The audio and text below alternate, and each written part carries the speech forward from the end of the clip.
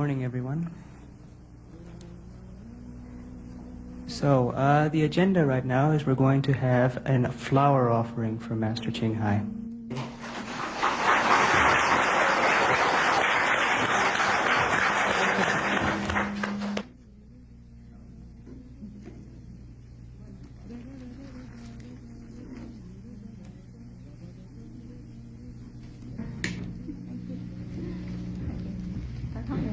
Why are you crying? Yeah? Do I look so terrible? Thank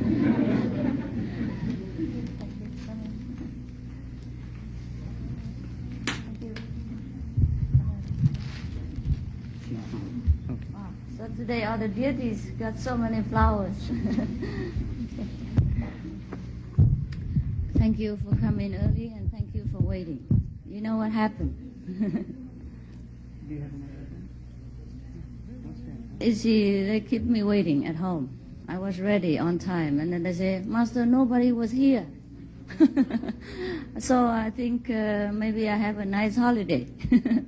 and then I waited very long, and she said to me, some of the the disciple who came early, she said to me, oh, now there are some people coming. So I begin to put on my makeup, my clothes. No, it was long ago. And then she still say, you have to wait. So I was having nothing to do, so I put on earrings. And then later she said, still nobody comes. So I put on my necklace. And then she said, still nobody coming. About 20 minutes later, and she still put on bracelets, Now I know why the woman put on so many things. Just to pass the time. So now you see me all dressed up and beautiful, but late. And later when I cannot wait anymore, I said, now I'm coming. Doesn't matter what happened, I'm just going, yes. Because he said, nobody's here.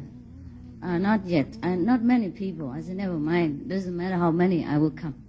So that's how I started to, to go out. Otherwise, they keep me waiting until maybe tomorrow morning.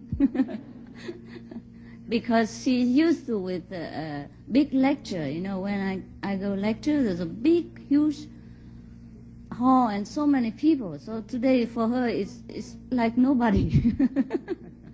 So I'm sorry that, the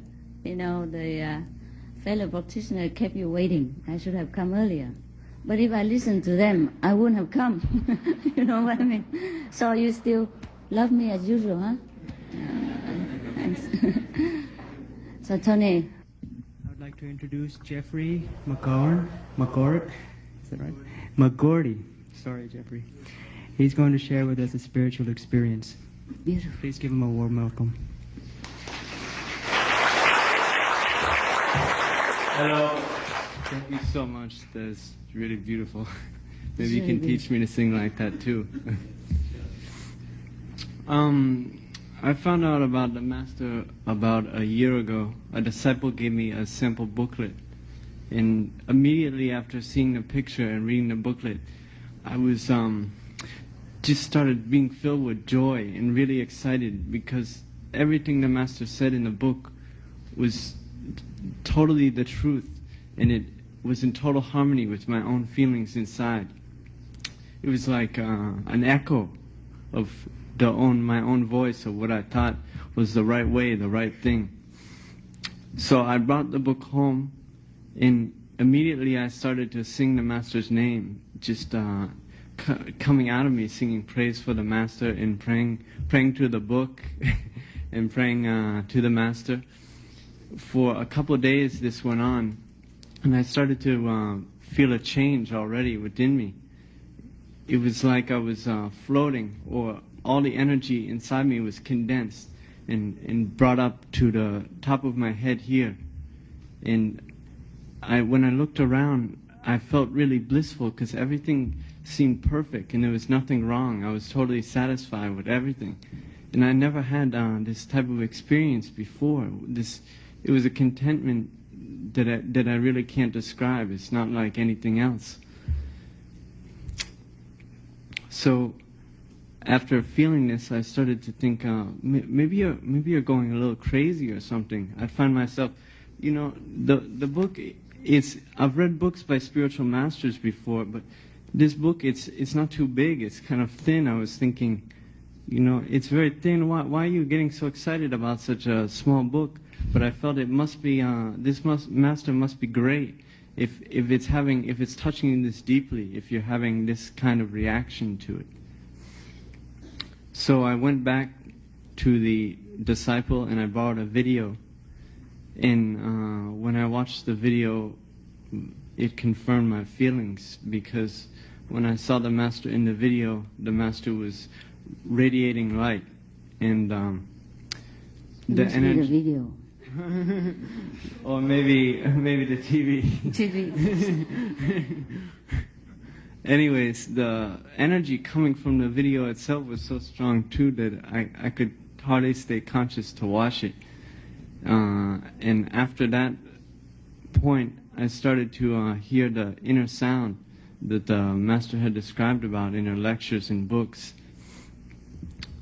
At first I thought maybe I had a hearing problem, you know. I should go to the doctor or something.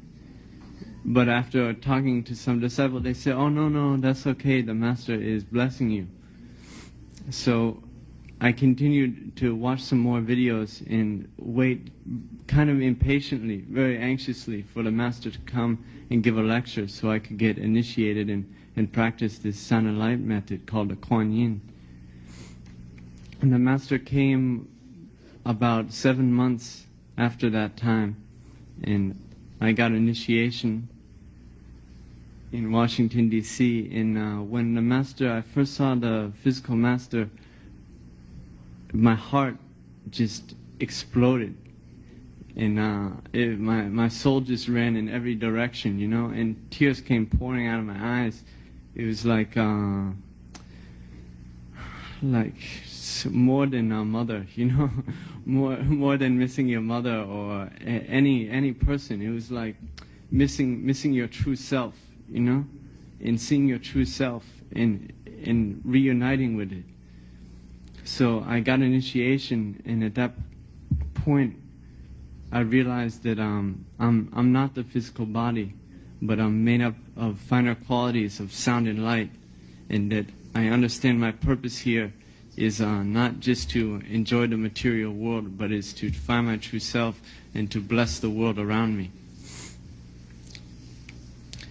When I had these experiences of hearing the sound before even personally meeting the master, it really convinced me of this master's omnipresent powers, that without even seeing her or being so far away from her, she could hear my longing and also return it with a reply. So I'd like to give many thanks to the master, and I hope you open your hearts and mind and really cherish this experience. Thank you, Master.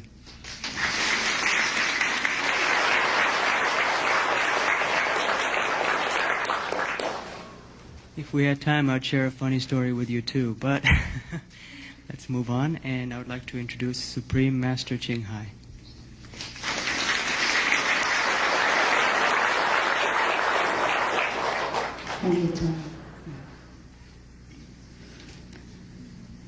Thank you, Mahachi.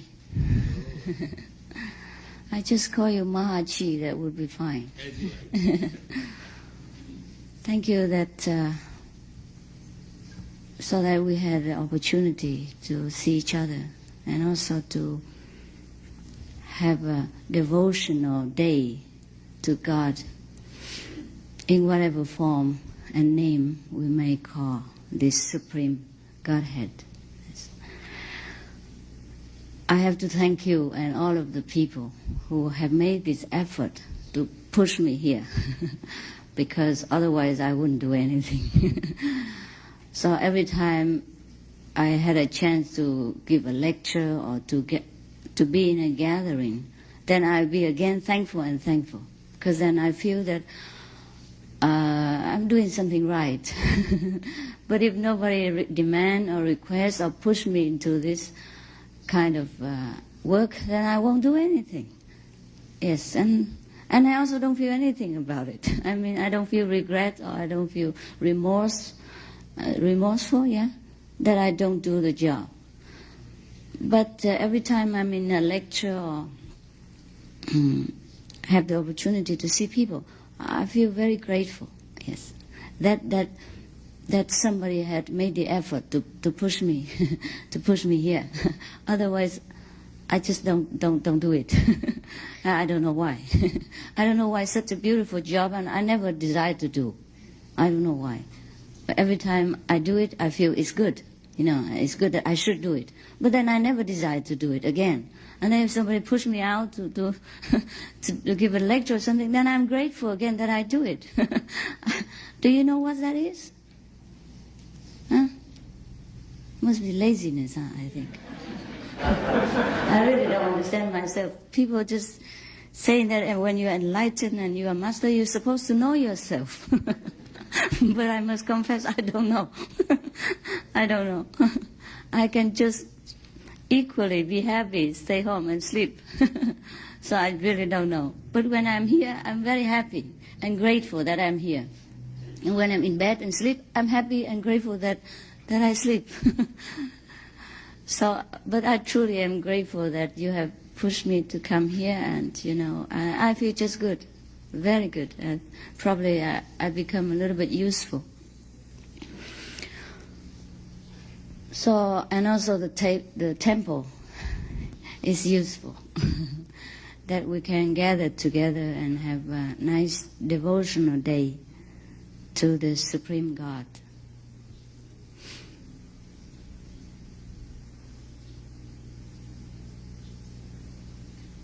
Or you just came for lunch? Huh? No, huh? I didn't make mistake, no. No, huh? You came for God, right? Okay, good. Then you're entitled to lunch later. Yes, surely if we don't have spiritual food, doesn't matter what we eat, it will never satisfy us, mentally and physically.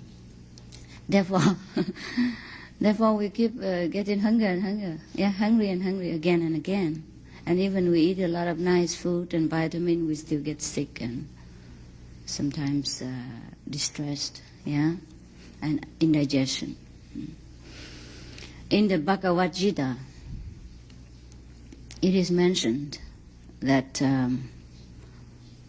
the food which was prepared for offering to God first, and then we eat it, it should be very, I'll say, nutritious and full of blessing for us. If, however, we prepare the food just for personal satisfaction, then we truly make mistake, and that will give us a lot of unsatisfaction and sometimes trouble, indigestion and all that. Because actually in the Bhagavad Gita it says stronger than this, say very strongly, like you eat in sin, you don't offer first to God. So it's not me who spoke like that, it's Krishna. Thank you, thank you. Now, same is not only food. All of you know the Bhagavad Gita or not? Except the Indian people. All the people know Bhagavad Gita? You don't know? That's the book of wisdom of ancient India. It's about 5,000 years old. Is that not so, Maji? Yeah, yes, yes. And it was spoken by the Supreme Master of that time, Krishna, the beloved black beauty. Is that right? He was black and beautiful, right? No, we call him dark beautiful, right? Is that the one or the other one? Krishna was, huh? Yes, yes. His complexion was so dark, you know, like many Indian people. But he's so beautiful and handsome that the people call him heartbreaker also. Because he breaks everybody's heart when he lives. And wherever he goes, people love him, adore him, and make offering to him, and just follow him madly, madly. I heard that he has about 70,000 wives, or 16,000 wives. Well, the Indian people sometimes exaggerate things, but he must have a lot of followers, you know, a lot of followers. It's not really wives, you know, disciples. Mostly are probably mostly are women, because probably he was very handsome. I heard, I wasn't there. Maybe I was there, but I forgot. So the Bhagavad Gita is a record of the teaching of the Master, yeah, Krishna. So now, you can find much wisdom and guidance in this book. I still look at it from time to time. I still do, yes, because it's very beautiful, concentrate, and wise. Yes. Sometimes you get solace and calmness by reading that book. If you truly understand and digest it, it is a wonderful masterpiece of wisdom.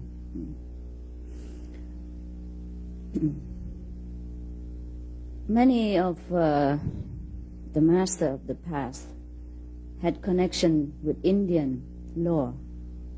Therefore, we could not to mention India and the Bhagavad Gita. Yes.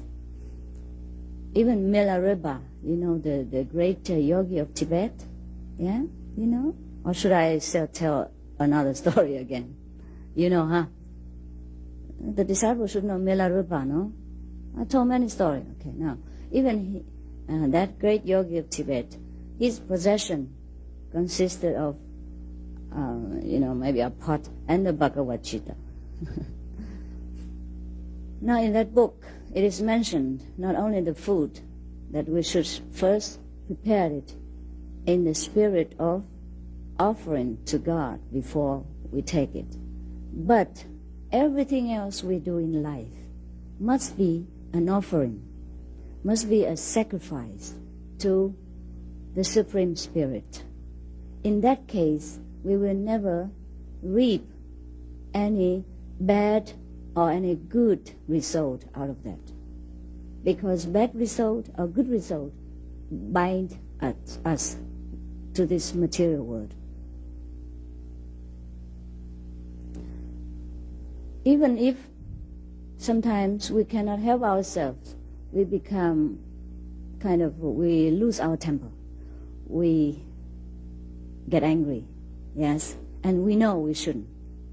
And then sometimes we feel very, very sorry for a long time after our anger has already subsided. But I tell you, forgive yourself. Forgive yourself anytime. Whatever you do, just make offering to God and let it be whatever the outcome.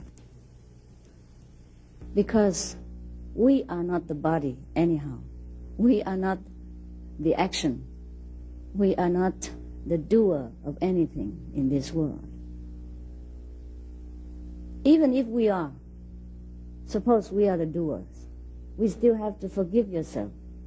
Forgive ourselves when we make mistakes or when we cannot help with our, habit, like anger, or sometimes greed, and sometimes lustful thoughts. Because these things also arise from the circumstances. It's not truly the self, it's not truly the soul that desire all these things. So we have to always try again, and forgive ourselves after all. Above all. Because the inside is God, the supreme wisdom.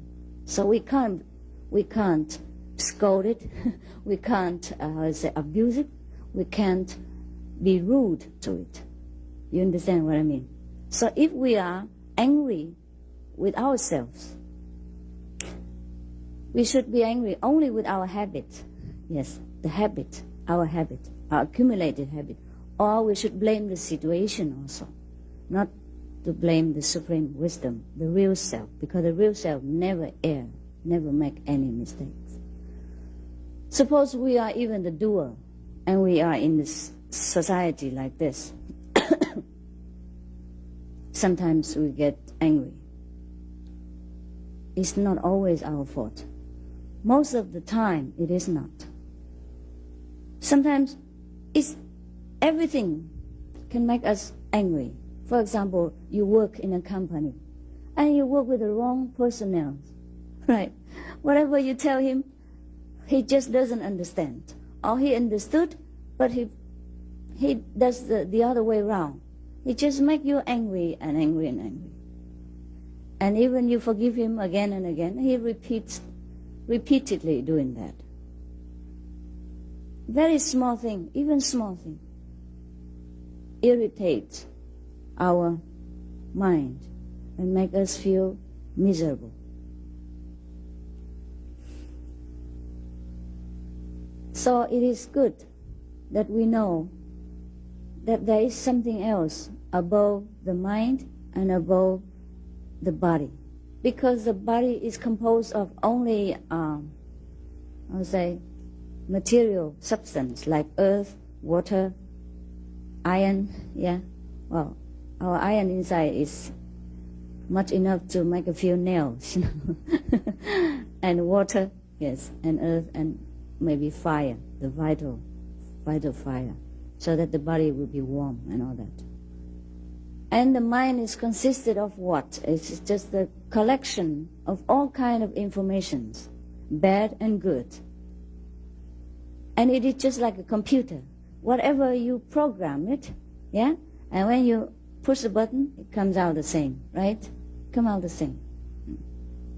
One of our fellow practitioners, he has electric organ, piano. And he programmed it into different musical rhyme, yeah? And when he can play it again from the cassette. So the same thing with our brain. It would be empty. It would be absolutely blank, just like a brand new computer. And until we start to record things and information, and sometimes good, sometimes bad. So if we happen to record the good information, then when we want to make use of it, then the good informations come out. And if we happen to record the bad information, then of course it come out, the bad information. So now, to meditate, to pray to God, or to study the Holy Scriptures is just a way to reprogram our thinking, our way of life. And because we reprogram it in a good way, so the result comes out always good. Or at least not as bad as before, or at least not all bad. Even though we can't help to record some more bad information daily, but the number will be less than before, right? Because we keep recording good things, like we meditate on the God name, we meditate on God power, and we get the God power coming through us, filling us with joy and virtues and goodness. Then even the bad information comes in, it has no room, and also may be minimized. And because of the goodness and the powerful energy from God through meditation each day, we will be able to dilute or maybe digest completely any information that is harmful to our mind and our soul. That's why we cannot not to meditate. We cannot not to study Holy Scriptures. Many people don't like to study Holy Scriptures. Why? Because they don't understand.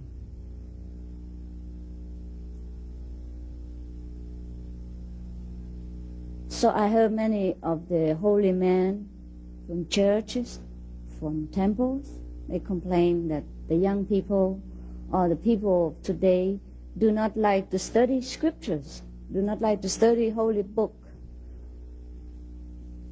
But because most of the holy scriptures are too profound, too sophisticated, too deep, sometimes too difficult for the modern man, for the layman to understand. But we have one solution. First, we have to open the understanding power. Then we can understand the Bible or the scriptures. Anything you get your hand, anything you get into your hands, you will be, any book, you will be able to understand. I also could not understand much of what is said in the Bible or in the Bhagavad Gita or in the Buddhist scriptures or in the, let's say, Lao Tzu books and all that. Yeah, Kong Tzu Lao Tzu book I read. I understood somehow, but not as profound, not as deep as I do now. Because after our power of understanding is open, the wisdom is, how to say, it's made to be useful again, then we can understand many things. So if we do not understand the scriptures, and the best thing is first to get enlightenment. Enlightenment means you open the power of understanding. And then the heavenly light, godly light, will shed our understanding upon any object that we wish to study. So that's why even now in the college, people teach the students many kind of meditation, at least to calm their, how to say, turbulent mind. And if they have a better meditation, the good kind of meditation, which can even open the seat, the door of wisdom, the power of understanding, then so much better for them. Therefore, many of the students who study in college, but at the same time meditate, they find it easier to master any subject that they want to study. And they were always very good at school. They're always good at school. This is the fact that everybody knows by now.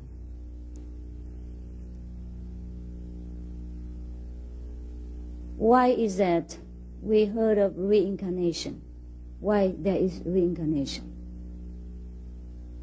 It is because we do not know the real self, and we chase after the container of the self. Therefore, we chase after one to another. For example, the water in the sea is all one, yeah? And then if we happen to put it in a cup, or we put a cup into the sea like this, and then we seal it, then the water in the cup is separated from the ocean, right? Understand? But as soon as the cup is broken, then it becomes one with the ocean again. And if the water inside the cup is attached to the container, and then after it's broken, it goes and seek another cup, you know what I mean? Then it will forever be separated with the ocean.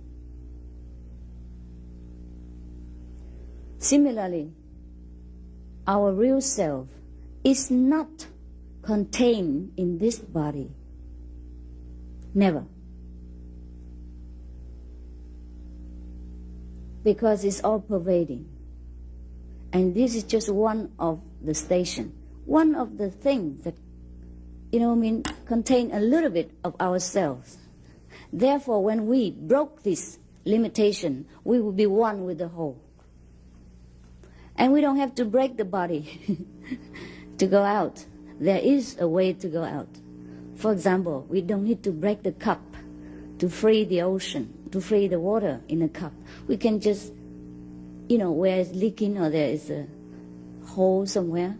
And then so even the cup is still there and the water is still inside, but at the same time the water is in and out all the time and connect with the whole ocean. Understand? Similarly, our cup here, the body, has a hole. And it's blocked. Yeah? It's made blocked. So to keep the soul of life, the water of life inside, but we can open it. Similarly, some of the cup, you know, it's all made like this, but there is a hole in the bottom, and then they use a plastic cover to cover it, right? any, or sometimes medicine bottle also. And then we just take the little cap, yeah, plastic cap or something, and then we can connect with the contained inside. So there is a place where we can be connected with the whole universe while still keeping this instrument, the body. That is the third eye center, the seat of wisdom, the seat of the soul, if it's opened by any means at all, by our own perseverance, power of desire for liberation, or through a master, then we will be connected right away with the whole universe, with the Most High, which is all over places. The power of the Most High is not only contained in this body, but it's in the air right now, it's everywhere. It's in every blade of grass, in the leaves of the trees, in all creations.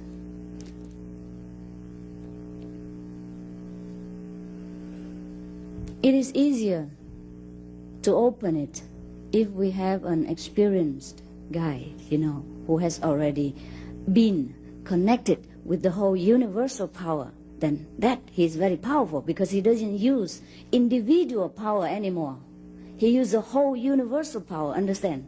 Because he's already connected. Just like the water in the cup, even though it's still in the cup, but it's always connected with the ocean water through the hole, and there's always fresh water coming in and out, even though it's still contained in the cup. Therefore, a master or an enlightened person is like that.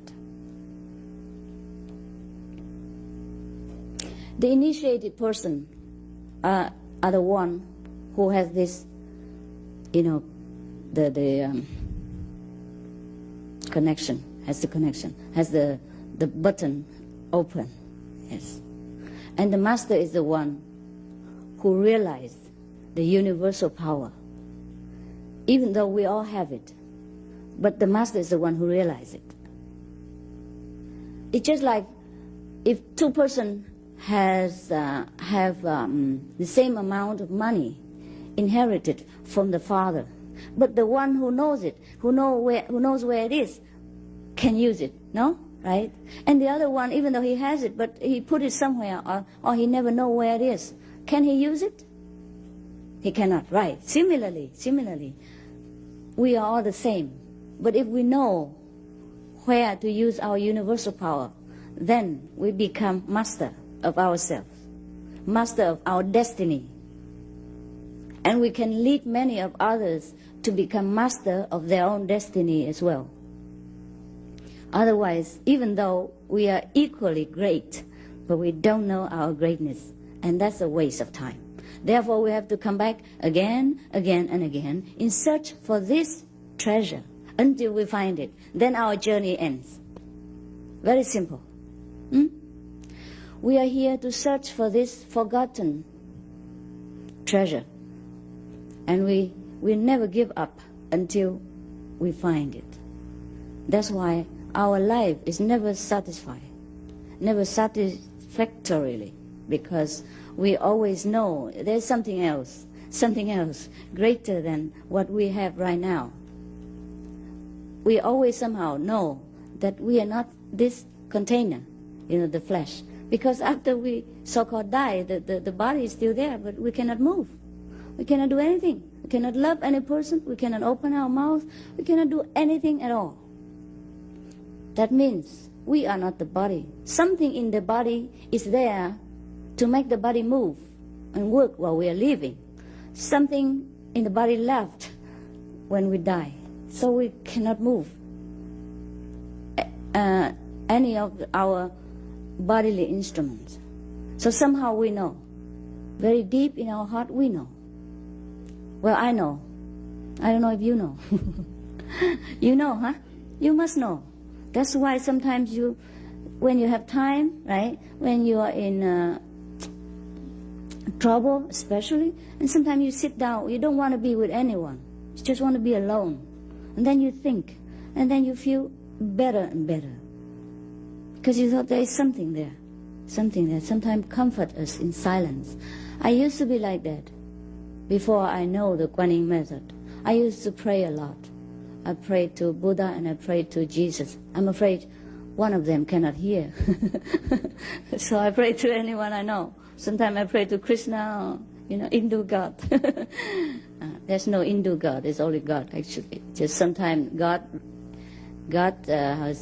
resume an Indian form or a Chinese form, and so we call it an Hindu God, Chinese God. Actually, there's no such thing, huh? Okay. So sometimes when I'm in deep sorrow, I was in deep sorrow before I know the Kuan Yin method. Then I pray very deeply, just to be alone, not to pray very loud, but to, to truly lament inside. And then I feel like something lifted me up, and I feel so soothing and so smooth. And I feel like, well, there's nothing to worry about.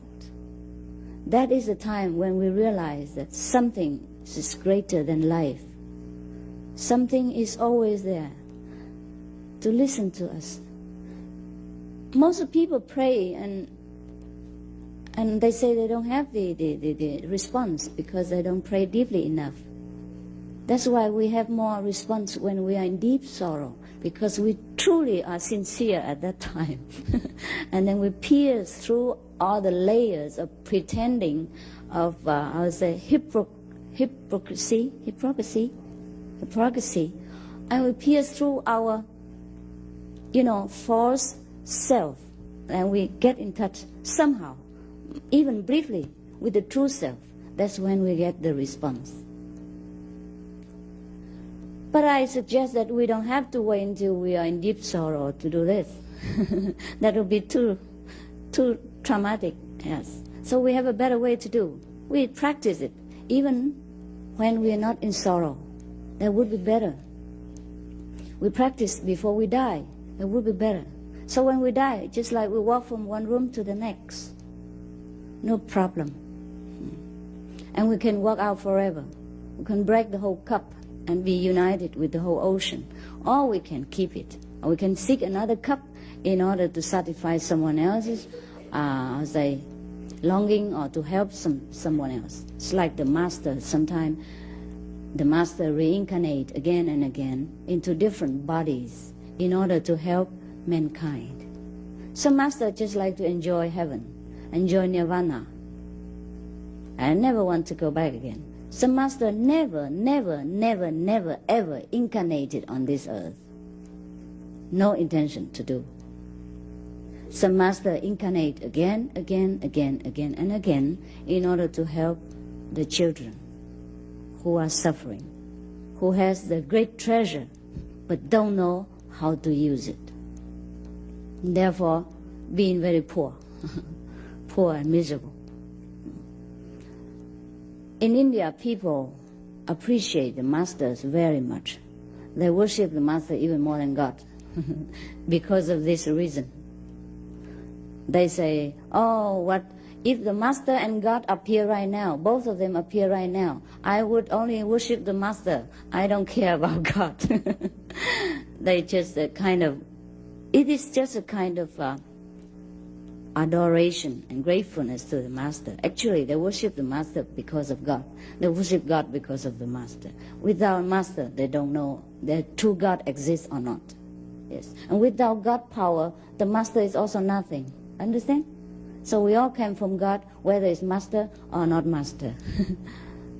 The master is the one who knows God. And the non-master is the one who don't know God yet. But they still have God. They are still from same. I told you about the story of the cup. The ocean water in the cup.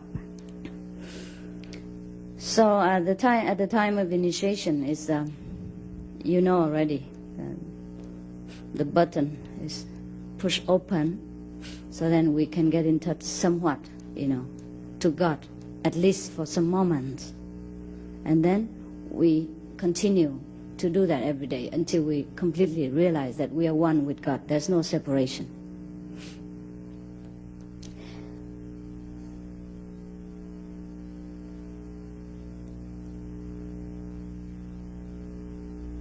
You see, there are many things that the initiated person understand and know, but difficult to put them into words, right?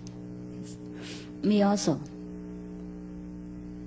And if nobody demands anything from me, I would not even think of God. You know what I mean? He just kind of always standing around. Or he's just inside me. So I don't even think of him. I don't talk about him. I don't miss him. I don't seek him anymore. Just for other people's sake that I talk about God.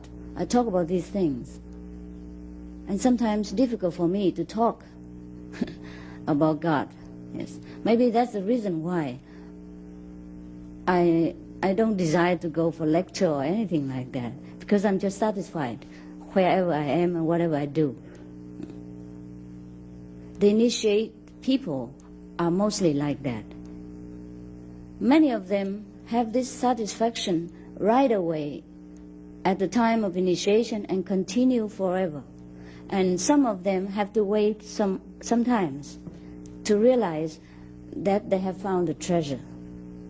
Why is it so?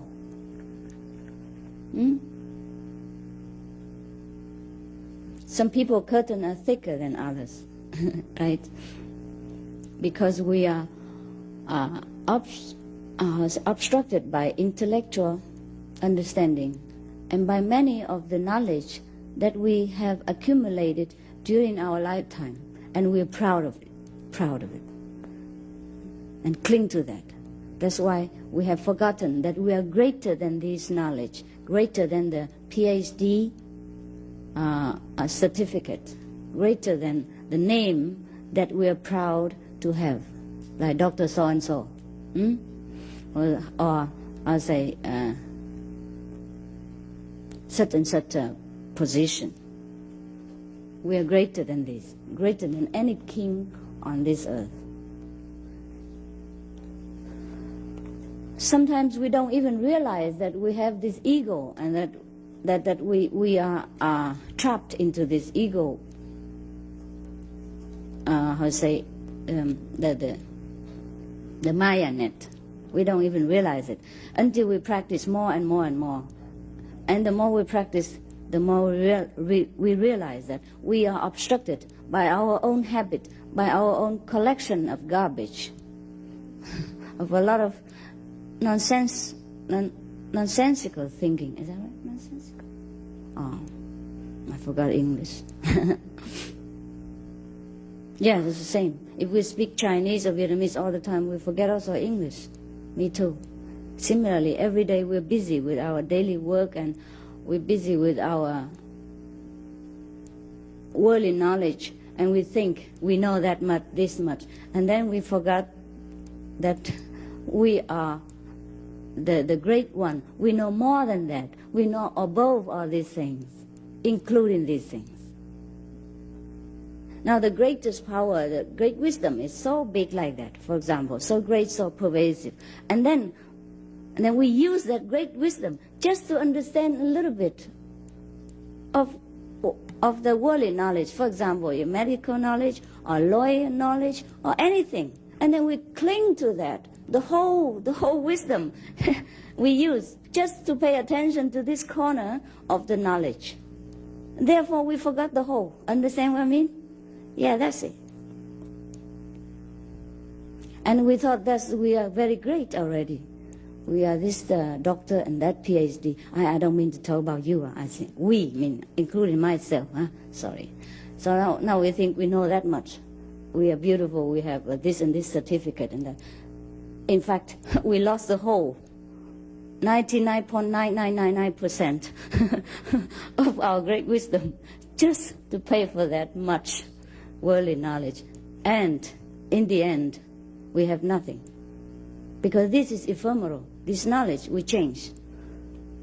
Because we know many medical definition or many medicines has been proved, outdated and then replaced by another. Or scientific fact has been always changed and removed and replaced by another idea. And then it will be replaced again and again as mankind progress into a higher consciousness. Therefore, it doesn't matter how much knowledge we gain from this world or from the brain power of research, we will never have the whole thing. Just one little point in the universe. Just like the water in the cup is proud that he's so big and he doesn't know that he's the whole ocean. You know, when he's connected with the whole ocean, he became the ocean. I guess you understood what I say, or not? You did? Did I make you go to sleep? No, huh? Okay, fine. Actually, if you go to sleep, it's not true sleep. Yes, you'll probably be knocked out by the supreme power. Just like the microphone before. Maybe I let you ask question, okay? I don't blah blah too much. You have any question? Then I can elaborate further. I run out of subject now. If you don't have any question, then I set you free, huh? Liberated forever for lunch. Are you too shy to ask, huh? What's wrong with the microphone? Gone in samadhi? Yeah, the microphones are always going into samadhi. The attendants here, would you please collect these papers from anyone who has questions? And if you would like to ask Master Jinghai a question in person, please come up and take my place. Don't be shy.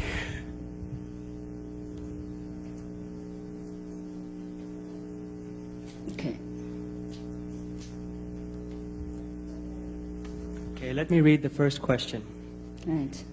Master, why Krishnamurti said gurus and religion are crutch, so he refused to be their crutch for his students? What does it mean, crutch? I think it's Yeah. why do they use a crutch? Is that the question? Yes. Well, why didn't you ask him? I'm not responsible for anybody else's teaching. Everyone has his own independent thinking and philosophy, provided he keep it for himself. Anyhow, okay. Probably what he meant is that if you too attached, right, to religious dogma or to any teacher at all, then you will be handicapped. In that sense, he is correct. The teacher or the master is not the one on which you lean, but from which you gain experience and wisdom, and then you walk yourself, okay? Most of the time, if a teacher is worth his salt, he should teach the student this way. You know what I mean? Yes? But never mind, even then, if a student of any master should feel that he was not able to yet to develop himself, right? Then he can pray to the master in the initial stage of his spiritual practice. And later when he grow up, he just automatically drop the master. It's just like a person. Not everybody can walk straight. I need the umbrella to walk. My legs are weak sometimes, you know? So, but when my legs are okay, then I don't need it. Yeah? And somebody, sometimes they're naturally born handicapped or accidentally handicapped. And then they need the crutch. It's okay with him. You can't just kick him out and say, you don't need the crutch. It will make you dependent. Understand? Yes. So we cannot just say like this, black and white, to say the master, the guru, or the religion are no good absolutely for people. It's good to someone, right? If you don't need it, it's fine. If you need it, well, stay a while until you don't. So I don't preach anything extreme. From my opinion, religion is also very good for many people. At least they learn the virtuous way of life. They fear God, they fear the law of cause and retribution, and many people became good. I tell you the truth. But as long as we know that this is not the ultimate, you know what I mean? Yes, ultimate, not the ultimate. Just like, for example, the master in the physical body is not the ultimate. You know, the ultimate is inside the master and inside you. Through the master, you will find the ultimate. That's fine. That's fine. Yes. And if you haven't found it yet, you can rely on the master and help, yeah, and carry you for a while, and then you can walk. It's fine. But there's no such thing extreme as to throw away everything altogether. It's not so?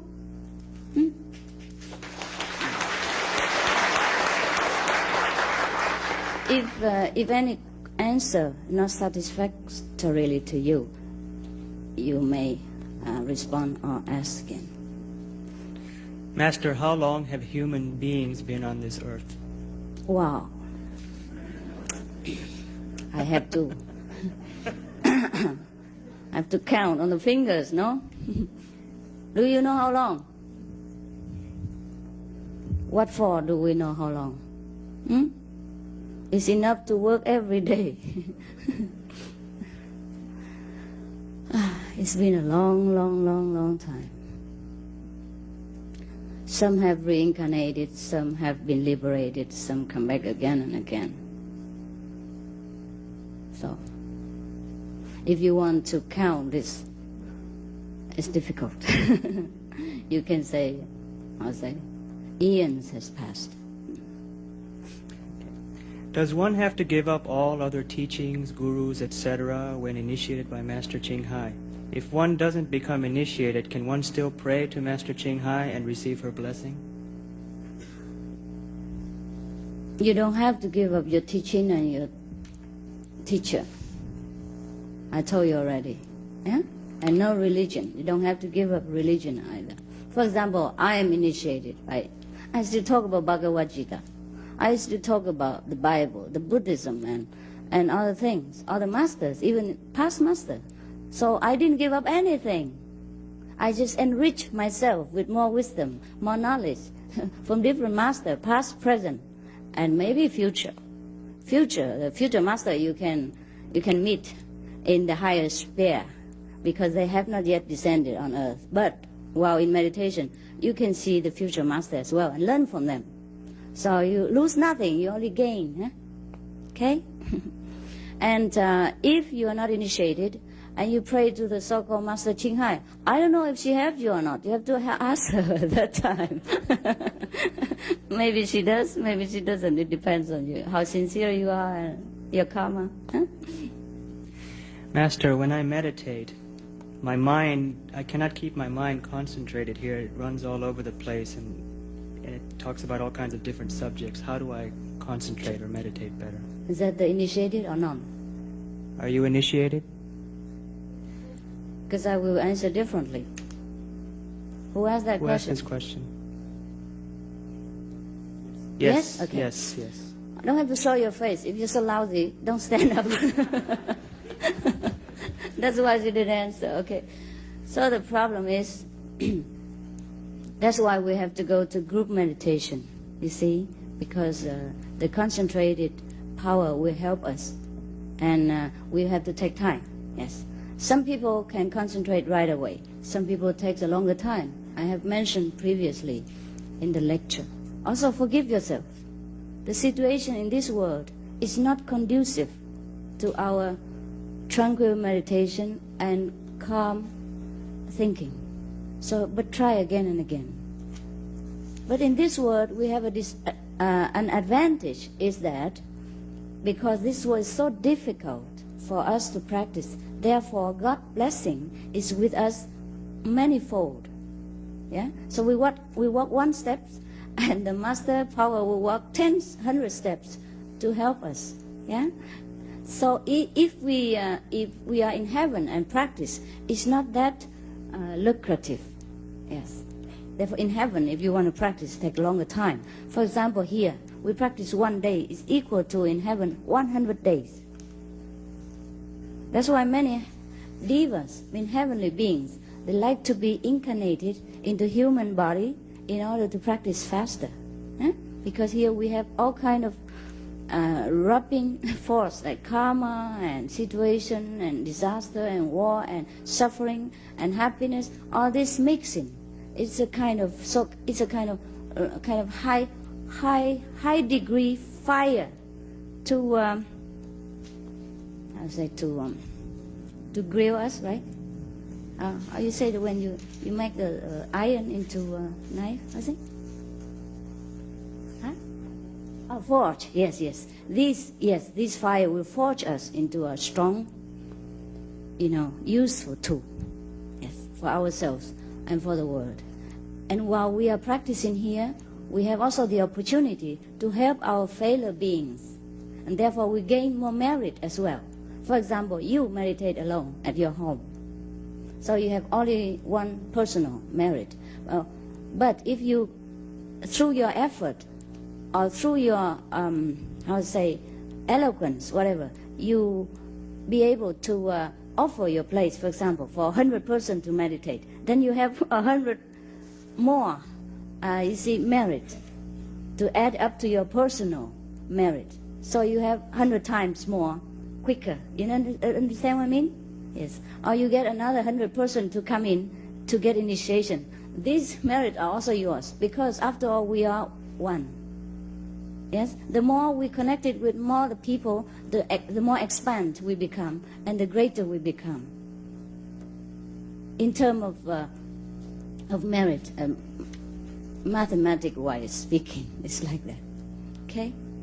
So it's better than in heaven. In heaven, everybody is having a good time, and so they take it easy. Yes. They don't have the motivation behind them to push them to concentrate. Understand what I mean? That's why I say when you're in deep sorrow or when you're despair, you pray better, no? And sometimes you meditate even better. At that time, you remember the Master more. You say, "Oh, Master, please." please. Yes, and then you get better experience that day, right? Bigger light, stronger sound, or feel more elated, yeah? More near to God. Is that not so? Near to God, yeah. So it is good to practice in this world, even though it's difficult. And I'm happy that many of our fellow initiates practice very diligently. Well, some come to the center just to look around, but later, well, they don't look around that long because everybody close their eyes, so so they feel embarrassed after some time, and then they also close their eyes, yeah? And then they see something inside instead of looking at pretty girls outside, yeah? So that's a very good advantage of having a temple or having a center where people come together and do the same thing, concentrate, and one-pointedness, thinking of God. That helps very much. So you take your time, yeah? You can look around for a while, and then when you're fed up with it, you close your eyes and meditate with other people. Okay? And the mind is always having trouble to be controlled. That's why we have to practice every day. Otherwise, I would tell you, get initiation and you are the Buddha. No more work, right? Yes, because our habit is long term. It has been many thousands of years' time, maybe more. So to take one lifetime to clear all this, you know what I mean? It's a hard work, but it's worth it. Or you want to stay here 1,000 more years to continue to do that? Huh? Well, it's fun, no? All right. So that's why I tell you to have to meditate longer time, 2.5 hours or 3 hours, because the first 20 minutes is struggling. Just go on with it, and after about 20 minutes over, after 20 minutes, it begins to settle down. And after half an hour, and you begin to enjoy. At 40 minutes, you're gone. Yes. Okay. For what purpose has mankind been created in this life form? Is there any human-like life in another plan in the universe? Yes, there are human lives in other universe, in other planet. And for what purpose? I don't know. That you have to ask the Creator when you go up there. I never ask him why, because I don't ask that many questions. I'm a kind of quiet person. Okay. How do we know to liberate ourselves from suffering, painful emotions at the right time when we want so bad to let go of the lives, the circumstances around us, but it's so hard to see through because of the people we're attached to, and know that there's more than life itself, than just ourselves and love of someones that we couldn't let go? I told you, just forgive yourself and try it again. Sometimes in some circumstances we are able to control ourselves, but with some great effort. And some other time we don't want to control ourselves, or we can't control ourselves. In either way, you just do what is good for you at that moment. Okay? Don't worry much about the emotion. It's only the waves on the surface of the ocean. It's not the ocean's fault. It's the wind. It's the circulation of the earth. Yeah, no, not really. The revolution? A rotation of the earth that make the waves, all right? So the ocean cannot blame itself all the time. Say he makes waves, he makes trouble for the boats, and he makes trouble to people, etc., etc. He can't help himself. The ocean cannot help herself or himself. Huh? It's him ocean or she ocean? Whatever you want to call You it. never know. Okay. Well, let's make it a she because I'm Qinghai. Okay. Qinghai means pure ocean. Actually, in India, the name Visuddhananda. Visuddhananda, is that right? Qinghai, ocean, pure ocean, right? Yes. Because the other day, I think I have to change my name into Indian name now to attract more Americans. The other day, one of the American disciples said to me, all the Americans like Indian teacher only, you know. So that's why you don't attract them so much. You attract only the Vietnamese and the Asian.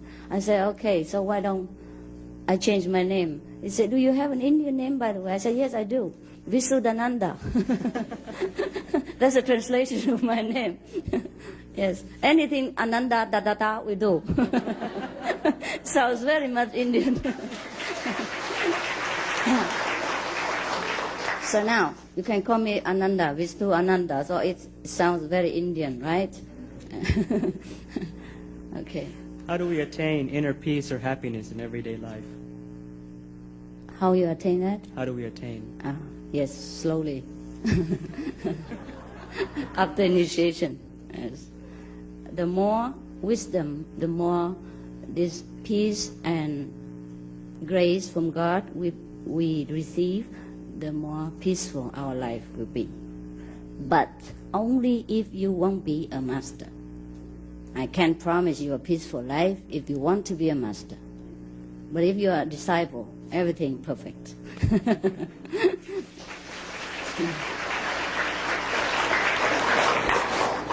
Yes. Dear Master, I always make the same mistake that I don't want to make. I feel there are two of me inside, one good and one bad. How can I stop this? How can you stop that? Well, maybe that's the balance proportion in your life that you need. Yeah, you need to learn. Actually, we can't be too good all the time. You break. Yeah, you see the man in the circus when he walk the rope. Yeah, he has to walk this side, that side. You know what I mean?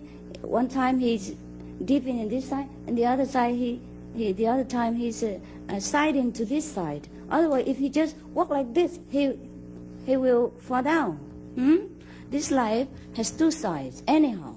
One is positive, the other is negative. One is happiness, the other one is misery. So sometimes we can't help ourselves to dip from one side to another. It's okay, forgive yourself. Try if you can. If not, forgive yourself. All right? And now, doing other things in contradiction to that. To counter-attack this habit if you think it's bad. For example, if you are normally very stingy, right? Don't want to give it to people. Now force yourself to give. Okay? All right? Every time you want to take, instead you give. So next time he dare not want to take anymore. Because every time he want to take, he lost the business. For example, you want to take $1, right? And then force yourself to give $2. So next time he dare not want anymore. Okay? Or if you normally like to look at other women besides your wife, so every time you want to do like that, just go home and look at your wife. So next time, if you fed up, he doesn't want it anymore. Okay? Maybe try it.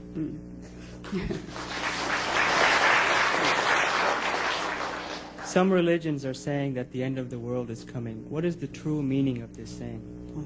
No religion ever said that. Only the Christian religion, right? What?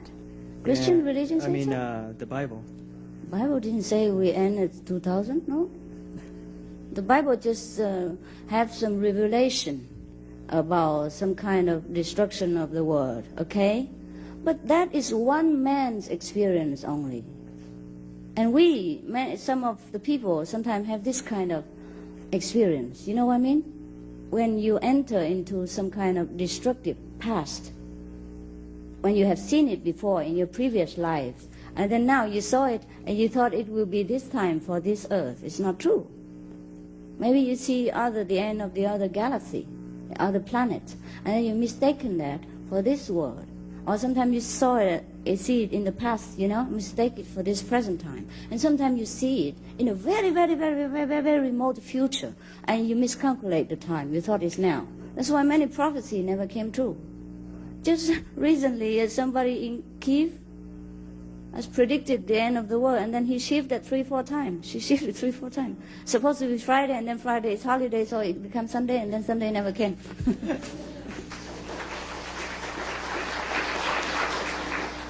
But never mind. The end of the world comes when we die. Anyhow, so make preparation for that day. Yeah? Be prepared. So that when we leave this world, we go with God. Instead of go with the angel of death. That will be the end of our world. Okay. What is the relationship between compassion and mindfulness? Mindfulness means you concentrate. Yeah? Well, compassion means you love other people. Compassion, you have mercy.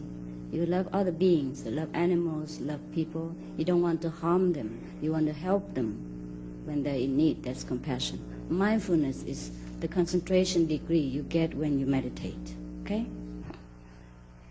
Earlier you said that if you open your mind to the universe, then you can gain the wisdom, knowledge, and can be able to understand any book. My question to you is, what if you were born with not so bright a mind? How can you be able to learn the knowledge from the universe once you opened your mind? When you're born, what? Then there's more. Let me repeat that part. It wasn't clear. Yeah, what if you were born with not so bright a mind? Oh. And there's more. Okay, wait. He was asking before you answer. I feel that you probably say that learning new knowledge would take time and hard work. For me, in the past, I had tried to learn to become a professional person. I failed because I am dumb. Yeah. Dumb. Can you show me the way? To be, not able to learn in school doesn't mean you are dumb. Maybe you lack courage. Maybe you lack good teacher, good friends, or good circumstances. Or maybe you lack patience. Yeah, some people learn quicker, some people learn a little bit slower. But that doesn't mean you're dumb. Doesn't mean you're stupid. Not to know your own great wisdom is the true stupidity. Yes.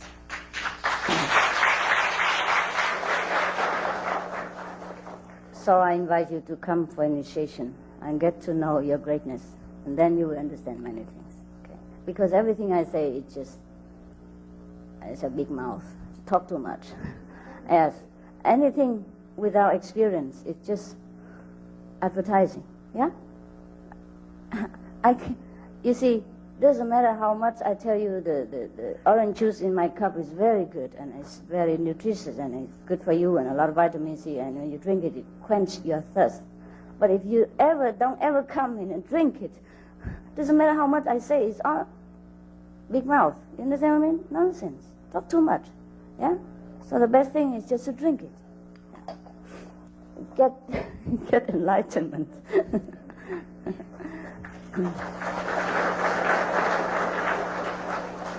I think that's the answer to this next question, but I'll ask it anyway. Good. I feel lost. I have searched and searched, but have not found home. That is where I'm supposed to be and what I'm supposed to do. How does one find home here on earth? Get enlightenment. Home is very near. It's next to you. It's nearer than your skin. But if you don't have the light, you can't see it. You can't see things in the dark. Doesn't matter how near. You know, you might have a feeling about what it is, but you don't see it. You know, have the light. The light of God will shine on everything you want to search for, including home. Okay? But this is all abstract speaking. Really, you have to have experience. And that comes only with diligent practice. After initiation, you know how to practice, and you do it, and then you realize day by day. Okay? Why is it that after so many years of religious teachings and past masters that the world has not gotten better but much worse? Because the past master cannot teach you. We have to look for a present master who can answer your question, help you when you are in doubt, and take you by the hand back to the kingdom of God. We need a person-to-person contact, you know, not the past lives.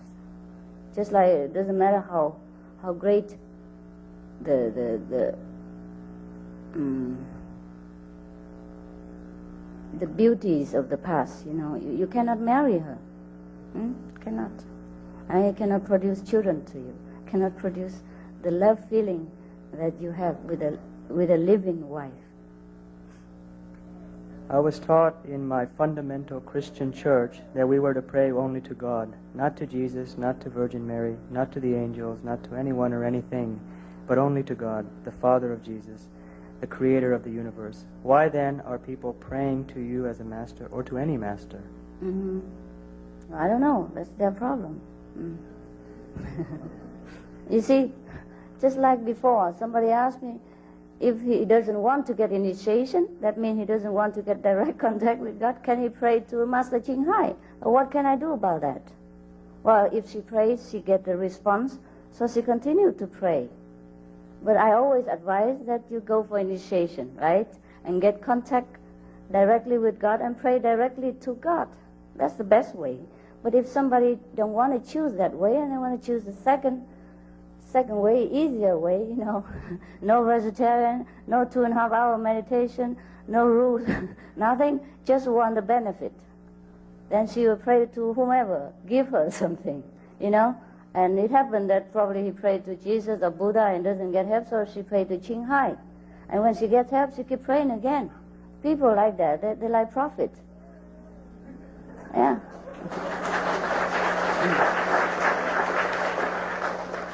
You know, the truth is that any living master will respond to our prayer. But then when that master passed away, people continue to pray because they learned that from their parents, from their ancestor, and then they continue to pray, and they forgot the difference between a living master and the past masters.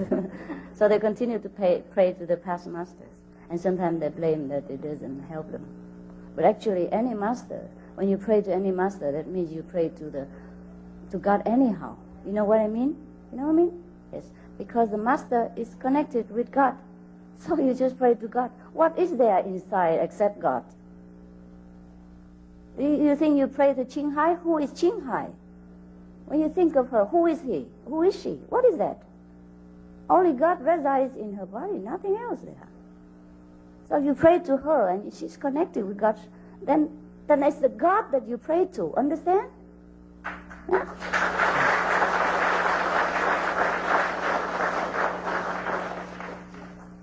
I am asking this question for a friend. So since I'm asking you, I'm asking for him. And It's okay. Okay, so it's unclear, but I'll try to interpret it the best way I can. He would like to know if it is so wrong that he separates his parents for a good cause, because For a what? for a separates his for a good cause, because one of his parents does not allow the other one to practice meditation.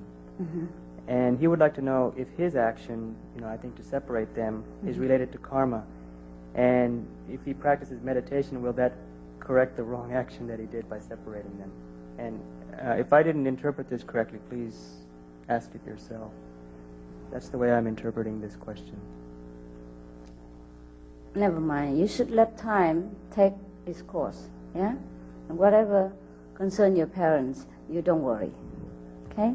You don't worry. Because the time will come when things will change. Yes. If you try to force the issue before time is right, you will incur some trouble. And sometimes you incur, of course, the karma. Yeah?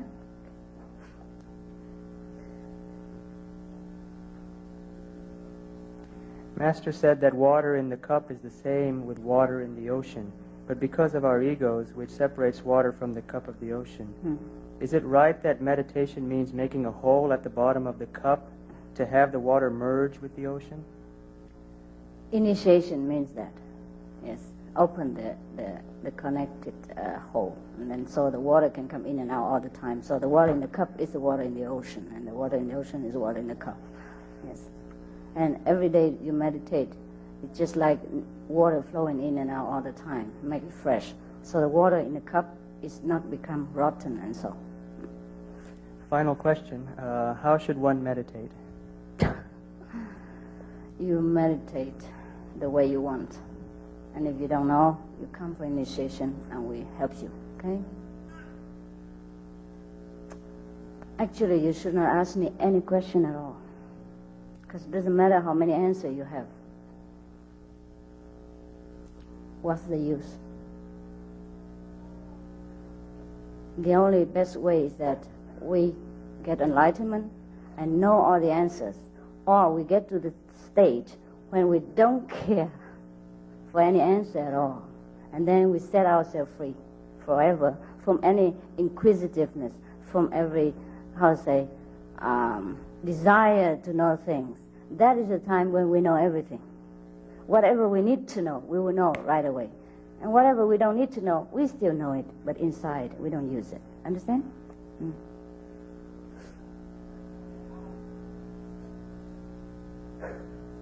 You don't have question yourself? No more. Okay. So all right then. We can set you free for lunch. Huh? No question really? Don't feel sorry when I left, huh? Oh, we got a special delivery, urgent. Oh. Federal Express right here. What? My husband has a terrible skin disease for 8 years already. I love him very much, and I have tried many ways, doctors, medicines, religion, meditation, in hope to cure his disease. All kind of meditation as well? Yeah, meditation too. He meditates? He himself? Yes. Or the wife? It doesn't say, but it is getting worse and worse every day. Now, every time I look at him, my tears fall. And even worse, I begin to dream about another man when I am so sad. Am I bad and disloyal, unloyal? How can I cure my mind and my sadness? No, you're not bad. Just the situation is bad. She forgot to mention that if her husband meditates or she meditates, because the husband should meditate and pray for himself.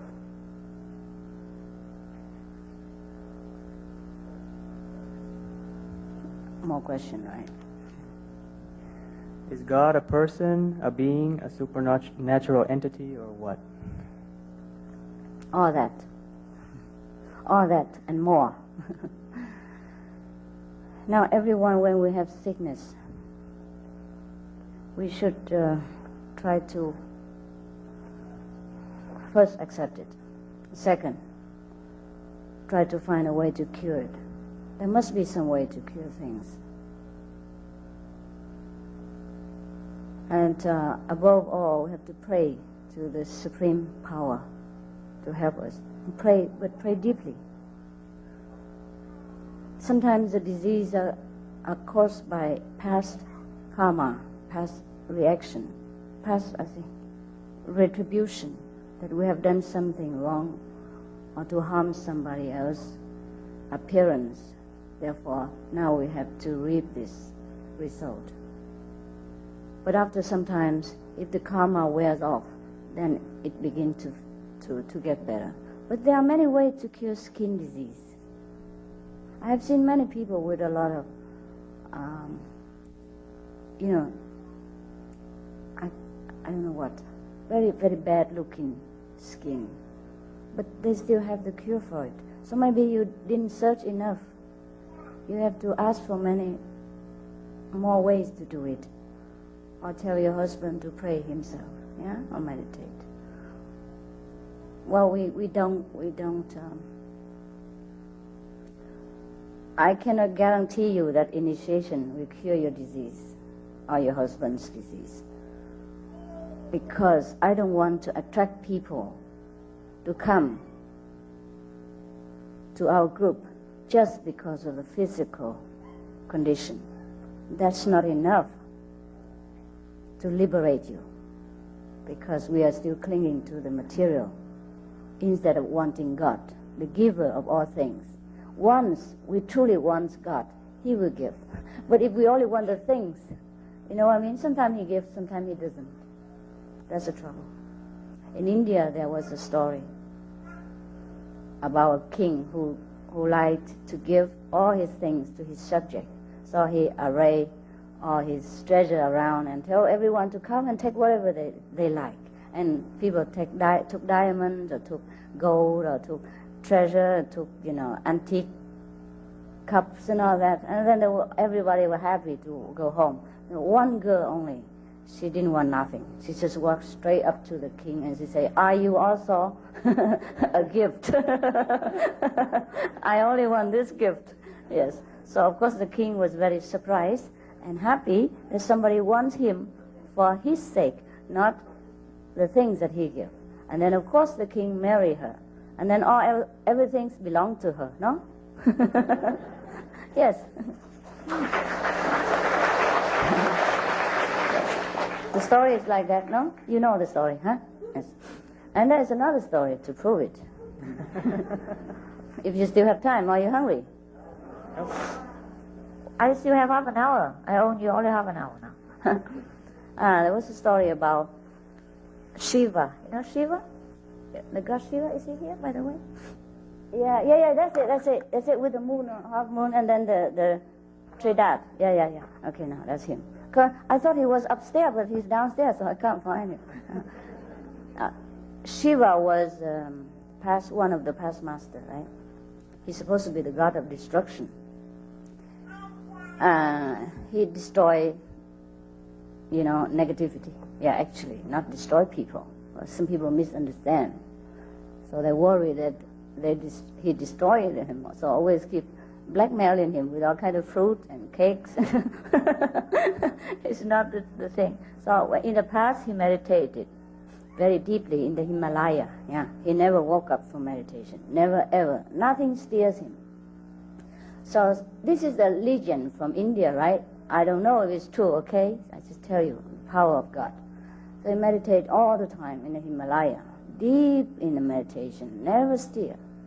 But some of the God in heaven was afraid that he doesn't have a wife. Yes. So he will not pass down the other generation, the holy seed or something like that, the sacred bloodline. Yeah. Bloodline, you call it? Yeah. Anyhow. So they worry very much. Yeah.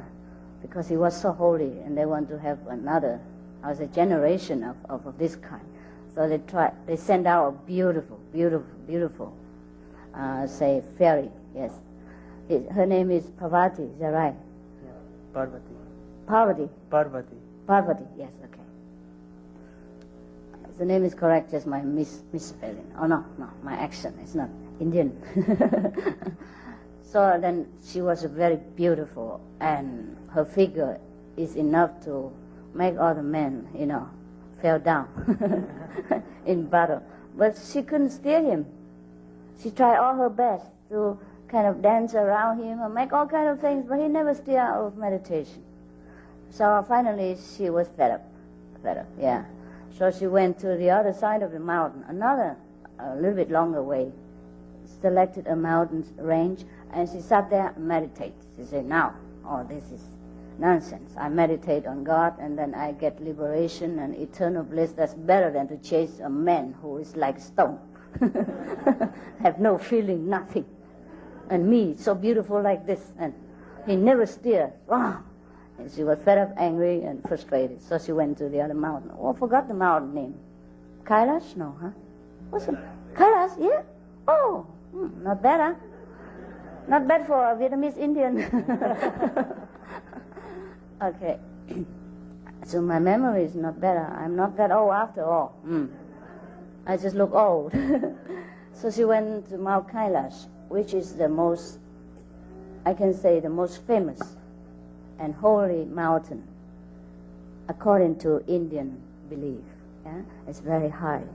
And it has also a very beautiful lake, you know, and in the vicinity. They call the lake is called what? I forgot. Mansarovar, yes. So she stayed there and meditate, yeah? And after some time, she attained the blissful state. And so Shiva suddenly, during his meditation, deep meditation, he felt something stir in him. There was some very, very, very strong, powerful, feminine energy. It was kind of, disturbing him.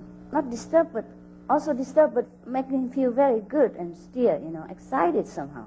So he opened his third eye, and have a look and said, wow, what's that beauty over there? So that's how the romance started. Yeah, you know the rest, okay? So that's the power of meditation, power of God. Even it make the God stir, you know what I mean? Make the most ascetic yogi, I would say, excited. Well, if you want to get a husband, it's maybe a good advice, but actually, when you don't want it, you get it, right?